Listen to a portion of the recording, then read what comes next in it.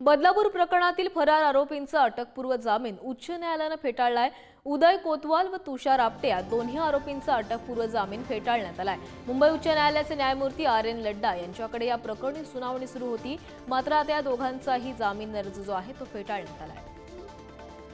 बदलापूर प्रकरणातील जे दोन फरार आरोपी आहेत त्यांनी जामिनासाठी अर्ज केलेला होता, मात्र त्यांचा हा जामीन अर्ज फेटाळण्यात आला। या संदर्भातली अधिक माहिती घेऊयात आमचे प्रतिनिधी निखिल चव्हाण यांच्याकडून। निखिल, काय या संदर्भातली अधिकचे अपडेट समोर आले?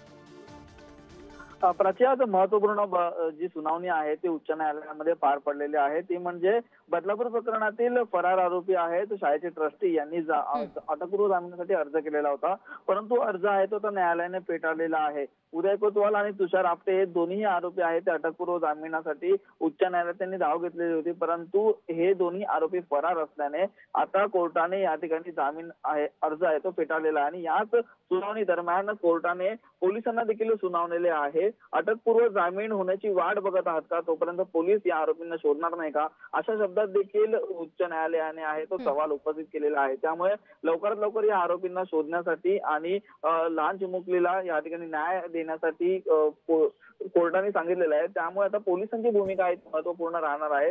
पोलीस या संपूर्ण प्रकरणामध्ये आरोपींचा शोध घेणार आहेत का, आणि घेतला तरी तो कधीपर्यंत, असा सवाल या ठिकाणी उपस्थित होताना आता याच दरम्यान पोलिसांची भूमिका आहे ती आपल्याला पुढे पाहावी लागणार आहे।